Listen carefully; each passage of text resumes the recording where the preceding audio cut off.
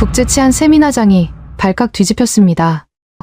한국은 여전히 치안 후진국이라며 비웃었던 유럽 최고의 전략가가 이제는 우리가 한국을 배워야 합니다라는 충격적인 발언을 했기 때문입니다. 평소 한국을 얕보던 각국 전문가들은 그날 자신들이 얼마나 큰 착각 속에 있었는지 깨닫게 됩니다. 대체 한국에서는 왜 이런 일이 가능했던 걸까요? 무질서가 들끓던 40년 전의 한국은 어떻게 전 세계가 경외하는 치안 유토피아가 되었을까요? 범죄학의 거장이 직접 목격하고 충격받은 대한민국 치안의 7가지 비밀, 지금 공개합니다. 이어질 이야기가 궁금하시다면 구독과 좋아요로 함께 해주세요. 안녕하세요. 저는 런던 경무청에서 30년 넘게 치안 전략 고문으로 근무했던 아서 벤자민입니다. 저는 평생 유럽의 거친 거리에서 세상의 어두운 이면을 들여다보며 질서를 바로잡는 일을 해온 사람입니다. 그런 저에게 최근 발표된 세계안전지수 보고서는 믿기 힘든 기록이었습니다. 동양의 작은 나라 한국이 한때 세계안전지수 1위까지 기록하며 런던과 뉴욕을 멀찌감치 따돌리고 최상위권에 이름을 올렸기 때문이죠. 저는 확신했습니다. 이건 분명 한국 정부가 국가 이미지를 세탁하기 위해 만든 가짜 데이터라고 말입니다. 사실 저에게 한국은 그리 유쾌한 곳이 아닙니다. 40년 전인 1980년대 초반, 젊은 장교였던 제가 마주했던 서울은 혼란 그 자체였습니다. 기차역마다 소지품을 훔쳐가는 도둑을 조심하라는 경고문이 가득했죠. 시장통에서 제 가방이 순식간에 찢겨 내용물을 잃어버렸던 기억은 한국을 무질서한 국가로 낙인 찍게 만들었습니다. 그런 국민성이 고작 몇십 년 만에 바뀐다? 저는 그것이 불가능하다고 믿었습니다. 그래서 저는 한국의 눈속임을 직접 폭로하기 위해 서울행 비행기에 몸을 실었습니다. 호텔의 짐을 풀기도 전에 제가 향한 곳은 가장 어둡고 무방비한 사람들이 모인다는 심야의 지하철이었습니다. 제가 겪었던 그 불쾌한 일들이 지금도 여전히 반복되고 있을 거라 확신하며 저는 한국의 치명적인 허점을 잡아내기 위해 잠입 취재를 시작한 것이죠. 하지만 지하철 문이 열리고 제가 그 안으로 발을 들인 순간 제가 수십 년간 쌓아온 범죄 전략가로서의 상식은 단 10초 만에 형체도 없이 무너져 내리고 말았습니다. 제 바로 옆자리에 앉은 한 청년이 고개를 뒤로 꺾은 채 세상 모르게 깊은 잠에 빠져 있었던 겁니다. 그런데 제 시선을 강탈한 건 그의 무방비한 손이었습니다. 수백만 원을 호가하는 최신형 스마트폰이 금방이라도 바닥에 떨어질 듯 아주 아슬아슬하게 쥐어져 있었거든요. 주변에는 수많은 사람이 내리고 타기를 반복하고 있었습니다. 저는 본능적으로 근육이 팽팽하게 긴장되는 것을 느꼈습니다. 런던이나 파리, 뉴욕이었다면 그 스마트폰은 3초 안에 사라졌을 것이고 잠든 청년은 가방까지 털려 빈털터리가 되는 것이 그 동네의 당연한 법칙이었으니까요. 저는 전문가의 감각으로 사건이 터질 결정적인 찰나를 기다렸습니다. 자, 이제 곧 누군가 저 무방비한 물건을 낚아채겠지? 그러면 나는 그 추악한 현장을 기록해 한국의 실체를 세상에 알리리라고 다짐하며 숨을 죽였습니다. 그런데 시간이 흐를수록 제 예상은 보기 좋게 빗나가다 못해 기괴한 방향으로 흘러갔습니다. 수십 명의 사람이 그 청년의 옆을 스쳐 지나갔지만 누구 하나 그 보물 같은 기기에는 눈길조차 주지 않았던 겁니다. 오히려 다들 무표정하게 자기 휴대폰을 보거나 무심하게 앞만 보고 있었습니다. 마치 그 비싼 물건이 길가에 굴러다니는 돌멩이라도 되는 것처럼 말이죠. 이건 제가 배운 어떤 이론으로도 설명할 수 없는 현상이었습니다. 욕망을 자극하는 기회가 이토록 완벽하게 열려 있는데도 아무런 사고가 일어나지 않는 이 기이한 광경 앞에 저는 온몸에 소름이 돋기 시작했습니다. 제가 보았던 그 무질서했던 나라는 대체 어디로 증발해버린 것일까요? 한국인들에게 어떤 집단적인 최면이라도 걸린 것일까요? 제가 한국을 무시하기 위해 찾아온 그곳은 사실 제가 평생 연구해온 전략들이 아무런 의미가 없는 지구상 유일의 안전지대였던 겁니다. 저는 떨리는 손으로 그 장면을 기록하며 깨달았습니다. 제가 폭로하려 했던 것은 한국의 거짓말이 아니라 바로 제 자신의 오만하고 낡은 편견이었다는 사실을요. 40년 전에 그 가난했던 나라는 제가 감히 짐작조차 할 수 없는 거대한 정신적 진화를 이루어냈던 것입니다. 이것이 제가 한국에서 목격한 첫 번째 이유, 바로 절도의 기회조차 무력화시키는 집단적 도덕성입니다. 범죄학에서 절도는 범죄의 기회와 범행의 의지가 만날 때 발생합니다. 하지만 한국의 지하철은 그 기회가 완벽하게 열려 있음에도 불구하고 시민들이 스스로 범행 의지를 억제함으로써 범죄 자체를 성립시키지 않고 있었습니다. 경찰의 물리적인 감시보다 무서운 양심의 감시가 도시 전체에 흐르고 있었던 것이죠. 저는 이 충격적인 장면을 뒤로하고 지하철이라는 폐쇄된 공간이 아닌 사방이 뚫린 길거리에서는 과연 어떤 일이 벌어질지 확인하기 위해 서울에서 가장 번화하다는 강남 한복판으로 향했습니다. 제 머릿속에는 여전히 의구심이 가득했죠. 지하철은 폐쇄된 공간이니 조심하는 것일 뿐 사방이 뚫린 길거리는 다를 것이다라고 스스로를 설득했습니다. 저는 두 번째 실험을 준비했습니다. 수만 명의 인파가 스쳐 지나가는 대로변의 벤치에 제 최고급 가죽 가방을 덩그러니 놓아둔 겁니다. 저는 멀리 떨어진 건물 안으로 들어가 숨을 죽이고 관찰했습니다. 런던이나 뉴욕이었다면 그 가방은 5분도 버티지 못했을 겁니다. 그런데 1시간이 지나고 2시간이 흘러도 수많은 사람 중에 그 가방을 훔치려는 사람은 단 한 명도 없었습니다. 오히려 가방 옆에 앉아 커피를 마시던 청년들은 가방 주인이 잠시 자리를 비운 거라 생각했는지 가방이 바닥으로 떨어지지 않게 슬쩍 밀어 넣어주기까지 하더군요. 저는 그 기이한 광경에 넋이 나갔습니다. 길거리에 가방을 내려놓는 순간 누군가 낚아챌까봐 어깨끈을 손목에 칭칭 감고 다녔던 그 한국이 아니었습니다. 타인의 재산을 탐내는 것이 아니라 오히려 무심하게 지켜주는 이 생경한 모습에 저는 소름이 돋았습니다. 그때였습니다. 실험을 마치고 가방을 챙겨 일어나던 저는 제 바지 뒷주머니가 가벼워진 것을 느꼈습니다. 아차 싶었죠? 제 신용카드와 현금, 그리고 신분증이 든 지갑이 사라진 겁니다. 범죄 전략 고문이라는 사람이 실험에 열중하다 정작 제 지갑을 잃어버린 것이죠. 저는 순간 아찔했습니다. 역시 한국도 어쩔 수 없구나. 벤치 위에 가방만 안 가져갔을 뿐 내 지갑은 누군가 채갔구나라는 생각에 등줄기에 식은땀이 흘렀습니다. 저는 절망적인 마음으로 방금 전까지 제가 걸어온 길을 미친 듯이 되짚어 달려가기 시작했습니다. 그때였습니다. 50m쯤 뒤편에서 한 여성이 저를 향해 손을 흔들며 달려오고 있었습니다. 그녀의 손에는 제 갈색 지갑이 들려 있었죠. 숨을 헐떡이며 제 앞에 선 그녀는 지갑을 건네며 이렇게 말했습니다. 이거 떨어뜨리셨어요. 한참 불렀는데 못 들으시더라고요. 저는 얼어붙은 채 지갑을 받아들었습니다. 지갑 안을 확인해 보니 현금 1장, 카드 하나 사라진 것 없이 그대로였습니다.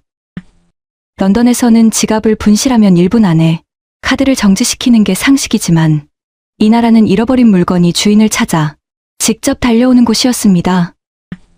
저는 그 여성이 사라진 뒤에도 한참 동안 그 자리에 서 있었습니다. 이건 단순히 CCTV의 무서움 때문이 아니었습니다. 그 짧은 순간 그녀의 눈빛에서 본 것은 타인의 것을 탐내지 않는 자의 당당함이었으니까요.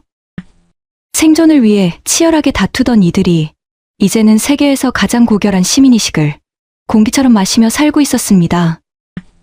이것이 외국인이 경악하는 두 번째 이유, 바로 범죄의 기회가 도덕성에 의해 원천 차단되는 자율적 치안입니다.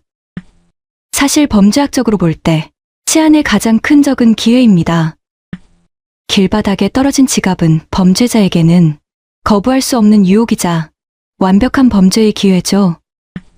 하지만 한국은 이 기회가 생겨도 범죄로 연결되지 않습니다. 시민 개개인이 스스로를 단속하는 양심의 파수꾼이 되어 경찰관 수만 명이 순찰을 도는 것보다 더 강력한 무형의 질서망을 구축하고 있는 것입니다. 지갑이 주인에게 돌아온다는 것은 이 사회가 작은 부도덕함조차 용납하지 않는 아주 단단한 치안 토양을 가졌다는 명백한 증거입니다. 저는 제가 가져온 폭로용 카메라가 얼마나 부끄러운 도구였는지 뼈저리게 느껴야 했습니다.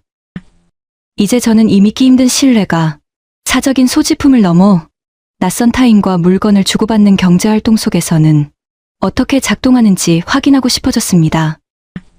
한국인들만의 독특한 거래 방식이자 정직함의 또 다른 성역이라 불리는 비대면 중고거래의 현장을 확인하기 위해 저는 늦은 밤 어느 아파트 단지 입구로 발걸음을 옮겼습니다. 택시에서 내린 저는 주택가 골목을 걷다 제 범죄학 상식으로는 도저히 이해할 수 없는, 아니 인류학적으로 불가능에 가까운 기이한 장면을 목격했습니다. 시계는 이미 밤 10시를 훌쩍 넘긴 시각이었습니다. 가로등 불빛이 희미하게 비추는 아파트 단지 안으로 한 여성이 주변을 살피며 아주 신속하게 걸어 들어가는 것이 아니겠습니까? 그녀는 익숙한 듯 어느 동의 엘리베이터에 몸을 실었고 저는 본능적으로 그녀를 뒤쫓았습니다. 이건 분명 수상한 움직임이다 라고 저의 감각이 경종을 울리고 있었죠. 그녀는 어느 집 현관문 앞에 멈춰섰습니다. 그리고는 문고리에 걸린 종이 쇼핑백을 한참 동안 만지작거렸습니다. 제 심장은 터질 듯이 뛰었습니다. 제가 알던 한국은 이런 무방비함이 허용되지 않는 곳이었거든요. 그 당시엔 시장에서 물건을 사고 돌아서는 찰나에도 지갑이 사라지고 식당에선 신발을 잃어버릴까봐 검은 비닐봉지에 담아 품에 안고 밥을 먹어야 했습니다. 남의 것을 탐내는 것이 생존의 기술이었던 그 시절의 기억이 생생한 저로서는 이 밤중에 남의 집 문 앞에 저렇게 값비싼 물건이 방치되어 있다는 사실 자체가 거대한 함정처럼 느껴졌습니다. 사실 영국이나 유럽에서도 중고거래는 아주 활발한 경제활동 중 하나입니다. 하지만 그 방식은 한국과 천차만별이죠. 런던이나 뉴욕에서 중고 물품을 거래하려면 반드시 중립지역을 찾아야 합니다. 보통은 경찰서 바로 앞이나 CCTV가 촘촘하고 유동 인구가 아주 많은 대형 쇼핑몰 광장에서 해가 떠 있는 낮 시간에만 만나는 것이 철칙입니다. 물건만 낚아채 달아나는 소위 먹튀는 약과고 거래를 가장의 상대를 인적이 드문 곳으로 유인한 뒤 강도로 돌변하는 사건이 지금도 유럽 대도시에서는 매일같이 뉴스에 오르내리기 때문입니다. 그래서 낯선 이와 거래할 때는 주머니 속에 가스 스프레이를 움켜쥐는 것이 유럽인의 상식이죠. 그런데 한국은 어떻습니까? 이 여성은 도망치기는커녕 쇼핑백 안의 물건을 꼼꼼히 확인하더니 그 자리에서 아주 정중하게 휴대폰을 조작하기 시작했습니다. 그리고 잠시 후 적막한 아파트 복도에 띠링하는 맑은 스마트폰 알림음이 울려 퍼졌습니다. 그 순간 저는 온몸에 전율이 돋았습니다. 문 안쪽의 주인과 문 밖의 구매자는 단 한마디의 대화도 나누지 않았습니다. 심지어 눈맞춤조차 없었죠. 하지만 그 짧은 알림음 하나로 수십만 원의 가치가 담긴 물건의 소유권이 완벽하게 이전된 것입니다. 이것이 바로 외국인이 경악하는 세 번째 이유, 바로 비대면 신뢰가 만든 사각지대 제거입니다. 한국인들에게 중고거래 앱의 매너 온도는 단순한 숫자가 아니었습니다. 그것은 한 개인의 인격이자 이 거대한 신뢰 사회를 지탱하는 보이지 않는 신분증이었죠. 그 시절 상인이 저울 무게를 속일까봐 매서운 눈초리로 감시하던 그 불신의 땅이 이제는 서로의 얼굴조차 보지 않고도 거액의 돈과 물건을 주고받는 정직의 성역으로 변모해 있었던 겁니다. 저는 이 현상을 직접 검증해보기 위해 아파트 정문으로 자리를 옮겨 한동안 더 머물렀습니다. 그곳에서는 더 기막힌 장면들이 연속해서 펼쳐졌습니다. 편안한 트레이닝복 차림의 젊은 여성이 잠옷 위에 패딩을 걸친 중년 남성과 만나 아주 무심하게 고개만 까닥이며 인사를 나누더군요. 그들은 물건을 건네주고 그 자리에서 스마트폰으로 입금을 확인했습니다. 그 과정에서 단 1%의 경계심이나 의심도 찾아볼 수 없었습니다. 마치 오래전부터 알고 지낸 이웃에게 물건을 빌려주는 것처럼 너무나 편안하고 당연해 보였죠. 런던에서라면 위조 지폐를 의심해 지폐를 빛에 비춰보거나 가짜 입금 확인증을 내미는 사기를 방지하기 위해 혈안이 되었을 텐데 말입니다. 저는 그들의 뒷모습을 보며 깊은 자괴감에 빠졌습니다. 제가 평생 연구해온 범죄 억제 이론은 처벌의 두려움을 기반으로 합니다. 하지만 한국의 이 문고리 거래는 처벌이 무서워서 지켜지는 것이 아니었습니다. 그것은 나도 정직하게 행동해야 이 사회의 혜택을 온전히 누릴 수 있다는 고차원적인 공동체 의식에서 나오는 결과물이었죠. 저는 입금 알림이 뜬 휴대폰을 보며 미소 짓는 사람들의 얼굴을 보며 깨달았습니다. 제가 폭로하려 했던 한국의 치안은 단순히 경찰의 힘이나 CCTV의 성능 때문이 아니었다는 것을요. 그것은 바로 이 땅에 사는 수천만 명의 사람들이 각자의 마음속에 양심이라는 가장 강력한 보안 시스템을 설치했기 때문이었습니다. 저는 이제 이 기적 같은 신뢰가 단순히 사람과 사람이 만나는 순간을 넘어 주인이 없는 텅 빈 복도와 가장 사적인 대문 앞에서는 과연 어떻게 작동하고 있는지 확인하고 싶어졌습니다. 한국인들의 정직함이 그들의 집 앞 성역까지 어떻게 닿아 있는지 확인하기 위해 저는 곧장 아파트 단지의 깊숙한 복도로 발길을 옮겼습니다. 제가 런던이나 뉴욕에서 범죄학 컨설팅을 할 때 가장 강조하는 단어 중 하나는 바로 기회입니다. 범죄는 기회가 있을 때 발생하며 그 기회를 차단하는 것이 치안의 핵심이죠. 그런 제 관점에서 한국의 아파트 복도는 그야말로 범죄의 뷔페나 다름없는 곳이어야 했습니다. 저는 서울의 현대단지 아파트 복도에 들어선 순간 제 눈을 의심하며 복도 한복판에 멈춰섰습니다. 집집마다 현관문 앞에 커다란 종이 상자들이 수북하게 쌓여 있었기 때문입니다. 어떤 상자에는 유명 전자제품 브랜드의 로고가 선명하게 찍혀 있었고 어떤 것은 값비싼 신선식품이 든 박스였습니다. 심지어 어떤 집 앞에는 수십만 원을 호가하는 최신형 유모차나 골프백이 아무런 잠금장치 없이 덩그러니 놓여 있었습니다. 이 광경은 저에게 거대한 문화적 충격을 넘어 공포에 가까운 감정을 안겨주었습니다. 서구권 국가에서 택배 도난은 일종의 고질적인 사회 문제입니다. 미국이나 유럽에서는 택배 기사가 배를 누르고 직접 전달하지 못하면 물건을 문 앞에 두고 가는 행위 자체가 금기시됩니다. 만약 물건을 두고 간다면 그것은 불과 몇 분 만에 포치 파이러츠라고 불리는 택배 도둑들의 표적이 되어 사라질 것이 뻔하기 때문입니다. 그래서 많은 외국인은 집 근처의 무인 보관함을 이용하거나 반드시 사람이 있을 때만 배송을 요청하곤 하죠. 하지만 제가 걷고 있는 이 한국의 복도는 적막할 정도로 고요했습니다. 수천 개의 상자가 복도에 무방비하게 방치되어 있었지만 그 누구도 남의 집 앞 물건에 손을 대지 않았습니다. 저는 범죄학적 본능으로 복도 구석구석을 살피며 혹시 모를 감시 장치를 찾아보았습니다. 물론 천장에는 CCTV가 설치되어 있었지만 그것만으로는 이 완벽한 안전을 설명하기에 부족했습니다. 범죄자들이 사각지대를 이용해 상자를 낚아채 달아나는 시나리오는 제 머릿속에서 수십 가지가 그려졌지만 현실에서는 단 한 건의 불미스러운 일도 일어나지 않았습니다. 저는 한 집 앞에 쌓인 택배 상자들을 유심히 관찰했습니다. 상자에는 주소와 전화번호, 그리고 안에 든 내용물까지 상세히 적혀 있었습니다. 범죄자에게는 친절한 가이드라인이나 다름없었죠. 하지만 복도를 지나는 이웃들은 그 상자들을 마치 투명 인간 취급하듯 자연스럽게 지나쳤습니다. 그들에게 남의 집 앞은 침범해서는 안 될 성역이었고 그 상자들은 주인의 소중한 재산이라는 인식이 매우 깊게 뿌리박혀 있었습니다. 이것이 외국인이 경악하는 네 번째 이유, 바로 현관 앞의 신뢰 시스템입니다. 한국인들에게 문 앞의 택배는 단순히 물건이 아닙니다. 그것은 이 사회가 정상적으로 작동하고 있다는 증거이자 이웃에 대한 최소한의 예의가 지켜지고 있다는 상징과도 같습니다. 제가 만난 한 주민은 저에게 이렇게 말하더군요. 남의 택배를 왜 가져가나요? 그건 내 것이 아니잖아요. 이 너무나 당연하고도 단순한 대답이 저에게는 그 어떤 복잡한 범죄 예방 이론보다 강력하게 다가왔습니다. 저는 이 현상을 보며 한국 특유의 공동체 의식에 주목했습니다. 한국의 아파트 구조는 수많은 가구가 밀집해 있어 서로가 서로를 지켜보는 자연스러운 감시망 역할을 합니다. 하지만 그보다 더 중요한 것은 심리적 장벽이었습니다. 남의 물건을 탐내는 행위가 이 공동체에서 얼마나 수치스러운 일인지를 모두가 공유하고 있었던 것이죠.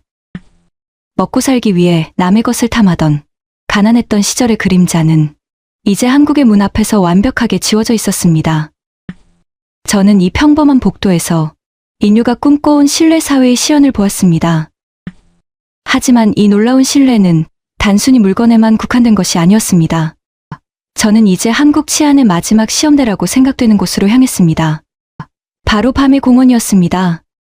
제가 평생을 몸담았던 런던의 하이드파크나 뉴욕의 센트럴파크는 낮에는 시민들의 낙원이지만 해가 지는 순간 범죄의 지배를 받는 금기 구역으로 변모합니다.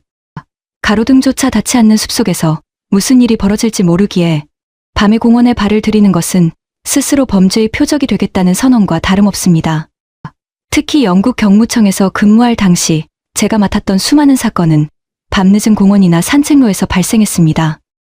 인적이 드문 곳에서 낯선 이와 마주친다는 것 자체가 범죄학적으로는 극도의 경계 상태를 유지해야 하는 상황이죠. 저는 한국의 밤 역시 어둠이 내리면 그 본성이 드러날 것이라 생각하며 한강공원에 도착했습니다. 하지만 자정이 가까운 시각, 제가 도착한 한강변의 풍경은 제 범죄학 지도를 통째로 불태워버려야 할 만큼 비현실적이었습니다. 가장 먼저 제 눈을 의심하게 만든 건 어두운 강변 잔디밭에 돗자리를 펴고 둘러앉아 있는 젊은 여대생들이었습니다. 런던이었다면 그들은 당장 소매치기나 강도의 표적이 되었거나 혹은 취객들의 습격을 걱정해야 했을 겁니다. 그런데 그들은 너무나 평온했습니다. 심지어 가방을 돗자리 구석에 대충 던져둔 채 고가의 태블릿 PC로 영상을 보거나 테이블 위에 지갑과 스마트폰을 아무렇지도 않게 올려두고 치킨을 먹으며 깔깔거리고 있었죠. 주변에 수많은 낯선 사람이 오가는데도 그들은 마치 자신의 안방에 있는 것처럼 무방비했습니다. 저는 잠시 벤치에 앉아 그들을 관찰했습니다. 혹시 저 사람들이 특별히 용감한 것은 아닐까 하는 의구심이 들었기 때문입니다. 하지만 제 주변을 지나는 수많은 사람 중 그 누구도 타인의 돗자리 위에 놓인 물건에 탐욕스러운 눈길을 보내지 않았습니다. 오히려 그들은 타인의 휴식을 방해하지 않으려 조심스럽게 비껴 지나갈 뿐이었죠. 이것은 법이 강제하는 질서가 아니라 시민들의 몸에 밴 지극히 자연스러운 예의였습니다. 더욱 기가 막힌 장면은 배달 문화와의 결합이었습니다. 밤 12시가 넘은 시각, 오토바이 한 대가 공원 입구에 멈춰 서더니 배달원이 큰 소리로 주인을 찾았습니다. 그러자 돗자리에 앉아있던 여대생 한 명이 아주 자연스럽게 일어나 음식을 건네받으러 가더군요. 저는 순간 소름이 돋았습니다. 낯선 남성과 캄캄한 밤의 공원에서 1대1로 만나는 행위는 서구권 범죄 매뉴얼에서는 절대 금기시되는 행동입니다. 범죄 예방 교육의 첫 페이지에 나올 법한 위험한 행동이죠. 하지만 한국인들에게 그것은 그저 야식을 기다리는 설레는 순간일 뿐이었습니다. 그녀의 얼굴에는 공포나 경계심이 단 1%도 서려 있지 않았습니다. 오히려 뜨거운 피자 박스를 들고 친구들에게 돌아가는 그녀의 발걸음은 가볍기만 했습니다. 이것이 외국인이 경악하는 5번째 이유, 바로 공공장소의 사유화된 안전입니다. 한국인들에게 밤의 공원은 범죄의 사각지대가 아니라 거실을 밖으로 옮겨놓은 안전한 확장 공간이었습니다. 40년 전 제가 보았던 한국의 밤은 어땠나요? 밤 10시면 통행금지 사이렌이 울리고 순찰대원들이 곤봉을 휘두르며 사람들을 집으로 몰아넣던 시절이었습니다. 국가가 물리적인 힘으로 공포를 통제하고 시민들의 자유를 억압하던 그 시절을 기억하는 저로서는 지금 이 자발적이고도 완벽한 평화가 도무지 믿기지 않았습니다. 억압적인 통제 없이도 시민들이 스스로 안전을 생산해내고 있는 이 기적 같은 변화에 저는 압도당했습니다. 저는 새벽 1시가 넘은 시간에도 노트북을 켜놓고 과제를 하는 대학생, 그리고 반려동물과 산책하는 여성들을 보며 이 현상을 사회적 신뢰 자본이라는 관점에서 분석하기 시작했습니다. 한국인들은 길을 걷는 다른 행인을 잠재적 범죄자로 보는 것이 아니라 나와 같이 이 밤의 평화를 즐기는 동료 시민으로 인식하고 있었습니다. 서로가 서로를 감시하는 것이 아니라 서로가 서로를 지켜준다는 보이지 않는 약속이 이 도시의 공기를 채우고 있었던 겁니다. 저는 한강 다리 위에서 서울의 야경을 내려다보았습니다. 런던 경무청 고문으로서 저는 깊은 패배감을 느꼈습니다. 우리가 수조 원의 예산을 들여도 결코 달성하지 못한 이 궁극의 자유를 한국인들은 아주 당연한 공기처럼 누리고 있었으니까요. 그들은 어둠을 물리적인 힘으로 정복한 것이 아니라 어둠 속에서도 서로를 해치지 않을 것이라는 거대한 사회적 신뢰를 완성한 것이었습니다. 저는 한강의 밤을 수놓은 이 기묘한 치안의 유토피아를 뒤로하고 더 깊은 어둠 속으로 발걸음을 옮겼습니다. 공원처럼 탁 트인 곳이 아닌 인적이 끊긴 외진 골목에서도 이 기적 같은 안전이 유지될 수 있을지 의문이 생겼기 때문입니다. 저는 이제 스스로를 방어할 수 있는 의지조차 완전히 무너진 인간의 가장 취약한 순간을 마주해보기로 했습니다. 만약 누군가 극단의 무방비 상태에 놓인다면 이 도시는 과연 어떤 반응을 보일 것인가? 그 냉혹한 질문에 대한 답을 찾기 위해 저는 새벽 2시 서울의 번화가 이면에 숨겨진 고요한 골목길을 샅샅이 훑기 시작했습니다. 그곳에서 저는 서구권 범죄학의 상식을 정면으로 거스르는 기이한 광경을 목격했습니다. 바로 술에 취해 길가 벤치나 보도블록 위에 무방비하게 잠이 든 취객들의 모습이었습니다. 런던이나 뉴욕, 파리 같은 대도시에서 밤늦게 술에 취해 길거리에 쓰러져 있는 행위는 범죄자들에게는 하늘이 내린 선물이나 다름없습니다. 그들의 지갑과 시계, 스마트폰은 불과 몇 분 만에 사라질 것이고 심한 경우 신체적인 위협을 당해 목숨을 잃는 일도 허다합니다. 서구권의 경찰관들에게 주취자는 스스로를 위험에 빠뜨린 골칫덩이일 뿐이며 그들을 일일이 보호하는 것은 물리적으로 불가능에 가깝습니다. 하지만 한국의 밤거리에서 제가 본 것은 국가 권력이 행사하는 지독할 정도의 세심한 보호였습니다. 인적이 드문 골목길의 한 남성이 비틀거리다 쓰러졌습니다. 그의 손에는 최신형 스마트폰이 들려 있었고 주머니 밖으로 지갑이 아슬아슬하게 빠져나와 있었죠. 저는 숨을 죽이고 지켜보았습니다.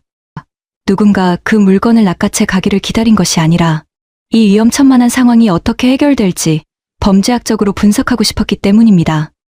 놀랍게도 가장 먼저 그에게 다가온 것은 지나가던 행인이었습니다. 그는 취객의 물건을 탐내기는커녕 남자의 어깨를 흔들어 깨우려 노력하더니 이내 근처의 경찰 순찰차에 손을 흔들었습니다. 불과 3분도 채 되지 않아 경광등을 밝힌 순찰차가 도착했습니다. 런던 경무청 고문으로 일하며 제가 보았던 수많은 체포 장면과는 사뭇 달랐습니다. 경찰관들은 강압적인 태도 대신 마치 가족을 대하듯 정중하고 인내심 있게 그를 깨워 신원을 확인했습니다. 그들은 취객의 지갑과 소지품을 꼼꼼히 챙겨 그의 주머니 깊숙이 넣어주었고 그가 안전하게 택시에 올라타거나 가족에게 인계될 때까지 자리를 떠나지 않았습니다. 범죄학에서 치안의 수준을 측정한 가장 중요한 지표 중 하나는 사회적 약자나 방어 능력이 없는 자를 대하는 방식입니다. 한국 경찰은 주취자를 잠재적인 범죄의 원인으로 보지 않고 반드시 보호해야 할 시민의 생명으로 대우하고 있었습니다. 이것은 공권력에 대한 국민의 신뢰가 밑바탕이 되지 않으면 불가능한 광경입니다. 사실 제가 알던 한국 경찰의 모습은 이와는 정반대였습니다. 당시의 경찰은 시민을 감시하고 통제하는 공포의 상징이었고 길거리에 쓰러진 취객은 발길질을 당하거나 유치장에 쳐넣어지기 일쑤였습니다. 국가가 시민을 보호하는 것이 아니라 국가로부터 시민이 스스로를 보호해야 했던 시절이었죠. 하지만 지금 제 눈앞의 한국은 국가가 가장 낮은 곳에서 가장 무력한 시민을 지탱하는 완벽한 치안 서비스 국가로 변모해 있었습니다. 이것이 외국인이 경악하는 6번째 이유, 바로 공권력이 제공하는 끝없는 안전 서비스입니다. 한국에서 밤거리는 더 이상 약육강식의 정글이 아닙니다. 내가 실수로 정신을 잃거나 무방비 상태가 되더라도 국가 시스템과 동료 시민들이 나를 범죄의 구렁텅이로 밀어넣지 않을 것이라는 확신이 도시 전체에 흐르고 있었습니다.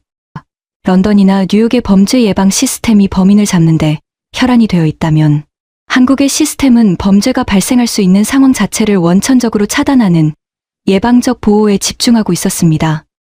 저는 순찰차가 떠난 빈자리를 오랫동안 바라보았습니다. 그때 깊은 패배감과 동시에 형언할 수 없는 존경심을 느꼈습니다. 우리가 수많은 법률과 첨단 장비를 동원해도 이루지 못한 인도주의적 치안이 한국에서는 지극히 당연한 공권력의 의무로 정착되어 있었기 때문입니다. 나쁜 짓을 하면 반드시 잡힌다는 두려움보다 내가 위험에 처하면 반드시 도움을 받는다는 신뢰가 더 강력한 범죄 억제력을 발휘하고 있었습니다. 저는 새벽 공기를 마시며 다시 걸음을 옮겼습니다. 이 나라의 치안은 영원히 선진국 수준에 도달하지 못할 것이라 단언했던 제 오만함이 밤의 어둠 속으로 흩어지는 기분이었습니다. 한국인들은 어둠을 몰아낸 것이 아니라 어둠 속에서도 인간의 존엄을 지켜낼 수 있는 가장 따뜻하고 강력한 공권력의 모델을 완성한 것이었습니다. 저는 이제 이 기적 같은 보호막이 도시 전체를 어떻게 실시간으로 감시하고 방어하는지 그 물리적 실체인 통합관제센터를 확인하기 위해 발걸음을 옮겼습니다. 한국의 일상을 관찰하며 제가 내린 결론은 하나였습니다. 이 나라는 단순히 사람들이 착해서 안전한 것이 아니라는 사실입니다. 저는 더 냉정하고 물리적인 증거를 찾아 나섰습니다. 그렇게 제가 발을 들인 곳은 한국의 주요 도시마다 설치되어 있다는 스마트 도시 통합관제센터였습니다. 그곳의 문이 열리는 순간 저는 숨이 턱 막히는 기분을 느꼈습니다. 수백 개의 대형 모니터가 벽면을 가득 채우고 있었고 그 안에는 도시의 모세혈관 같은 골목길 구석구석이 실시간으로 흐르고 있었기 때문입니다. 런던은 세계에서 가장 CCTV가 많은 도시 중 하나로 꼽힙니다. 하지만 런던의 시스템은 대부분 사후 수사를 위한 기록의 성격이 강합니다. 범죄가 발생하면 그제야 며칠 전의 기록을 뒤져 범인의 인상착의를 확인하는 시기죠. 하지만 제가 목격한 한국의 시스템은 차원이 달랐습니다. 지자체와 경찰, 소방이 하나로 연결된 이 거대한 망은 도시 전체를 실시간으로 유기적으로 연결하고 있었습니다. 특히 인공지능 기술이 접목된 구역에서는 카메라가 단순히 찍고 있는 것을 넘어 길거리에 쓰러진 사람이나 폭행의 징후가 보이는 비정상적인 움직임을 감지해 관제 요원에게 즉각 알람을 보내고 있었습니다. 이것은 단순한 감시가 아니라 범죄가 발붙일 틈을 주지 않는 능동적인 방어 체계였습니다. 저는 관제센터 팀장에게 예전에 제가 겪었던 소매치기 사건을 이야기했습니다. 만약 지금 그런 일이 벌어진다면 어떻게 되느냐고 물었죠. 그는 자신만만한 미소를 지으며 시스템의 작동 방식을 설명해 주었습니다. 범죄가 신고되는 즉시 주변의 수많은 카메라가 범인의 인상착의와 도주 방향을 특정합니다. 비록 영화처럼 도시 전체가 자동으로 범인을 쫓는 마법 같은 일은 아닐지라도 촘촘하게 배치된 카메라들을 통해 범인이 버스를 타는지 지하철역으로 숨어드는지 혹은 어느 골목의 건물로 들어가는지를 경찰이 아주 빠르게 추적해낼 수 있었습니다. 이것은 범죄자들에게 탈출구가 거의 없는 거대한 덕과도 같은 환경이었습니다. 이것이 외국인이 경악하는 7번째 이유, 바로 압도적인 추적 시스템과 공권력의 결합입니다. 한국에서 범죄를 저지른다는 것은 자신의 얼굴과 모든 이동 경로를 수십만 대의 카메라 앞에 노출하는 것과 같습니다. 한국의 강력 범죄 검거율이 세계 최고 수준을 유지하고 살인 같은 중범죄의 경우 거의 예외 없이 범인을 잡아낸다는 통계가 왜 가능한지 저는 비로소 이해할 수 있었습니다. 범죄자가 완전히 사라질 수 있는 물리적인 암흑지대가 도시에서 사라진 것입니다. 어두운 골목으로 사라지면 그만이었던 그 시절의 한국은 이제 빛과 렌즈가 지배하는 투명한 도시로 변해 있었습니다. 더욱 놀라운 점은 이 시스템이 시민들의 기본권과 묘한 균형을 이루고 있다는 사실이었습니다. 서구권에서는 이런 촘촘한 감시망에 대해 빅브라더라는 우려와 거부감이 상당합니다. 하지만 제가 만난 한국인들은 이 감시의 눈을 자신들을 억압하는 도구가 아니라 자신들을 보호하는 든든한 방패로 인식하고 있었습니다. 밤늦은 귀갓길에 나를 지켜보는 카메라가 있다는 사실이 공포가 아닌 안도감으로 다가오는 사회. 이것은 국가와 시민 사이에 깊은 신뢰가 형성되어 있지 않으면 불가능한 구조입니다. 사생활보다 안전이라는 가치에 더 큰 사회적 합의가 이루어진 셈입니다. 저는 관제센터를 나오며 제가 한국 경찰들을 비웃었던 기억을 떠올렸습니다. 당시엔 과학수사는커녕 주먹구구식 수사가 판을 쳤고 범인 하나를 잡기 위해 온 동네를 뒤져야 했습니다. 하지만 지금의 한국 경찰은 첨단 기술이라는 가장 날카로운 무기를 휘두르고 있었습니다. 범죄학의 황금률 중 하나인 범죄의 확실성, 즉 죄를 지으면 반드시 잡힌다는 믿음이 한국 사회에는 완전히 뿌리내리고 있었습니다. 나쁜 짓을 하면 반드시 대가를 치른다는 이 단순한 명제가 기술과 시스템을 통해 현실화된 것입니다. 저는 도시의 화려한 불빛 아래를 걸으며 다시 한번 생각했습니다. 한국의 치안은 시민들의 높은 양심이라는 소프트웨어와 24시간, 잠들지 않는 통합관제 시스템이라는 하드웨어가 결합하여 만들어낸 인류사적 걸작이라는 것을요. 서울에서의 마지막 아침, 저는 한강을 바라보며 40년 전의 기록을 다시 펼쳤습니다. 당시 저는 한국을 가리켜 희망이 없는 무질서의 땅이라 정의했습니다. 하지만 일주일간 제가 직접 발로 뛰며 목격한 2026년의 한국은 완전히 달랐습니다. 이곳은 전 세계 범죄학자들이 평생을 바쳐 연구해온 안전한 사회의 모델 그 자체였습니다. 저는 광화문 광장의 거대한 인파 속에 서서 스스로에게 뼈아픈 질문을 던졌습니다. 도대체 무엇이, 어떻게 이 거대한 변화를 가능하게 했는가? 그 해답은 단순히 사람들이 갑자기 성인군자가 되었기 때문만은 아니었습니다.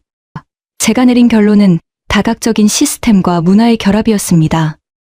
첫 번째는 한국 특유의 주거 문화와 공동체 의식의 진화입니다. 한국은 아파트 중심의 밀집된 주거 형태를 택했습니다. 이는 범죄학에서 말하는 자연적 감시가 가장 활발하게 이루어지는 구조입니다. 여기에 높은 교육 수준을 통해 길러진 시민들의 자율적인 도덕성이 이 거대한 도시를 지탱하는 보이지 않는 인프라가 된 셈입니다. 두 번째는 국가가 시민에게 제공하는 강력하고도 합리적인 안전장치입니다. 제가 가장 감탄한 부분은 한국의 철저한 총기 규제입니다. 총기 사고의 공포가 없는 사회는 경찰력이 시민의 일상적인 안전을 보호하는데 온전히 집중할 수 있게 만듭니다. 또한 신고 후 단 몇 분 만에 현장에 도착하는 기동성과 시민을 돕는 서비스라는 경찰의 철학이 이를 뒷받침하고 있었습니다. 세 번째는 우리가 확인했던 촘촘한 과학 치안 인프라입니다. 수백만 대의 CCTV와 통합관제센터가 도시의 주요 거점을 실시간으로 연결하고 있습니다. 한국은 시민들의 높은 양심이라는 보이지 않는 힘과 촘촘한 과학 기술이 함께 작동하고 있었습니다.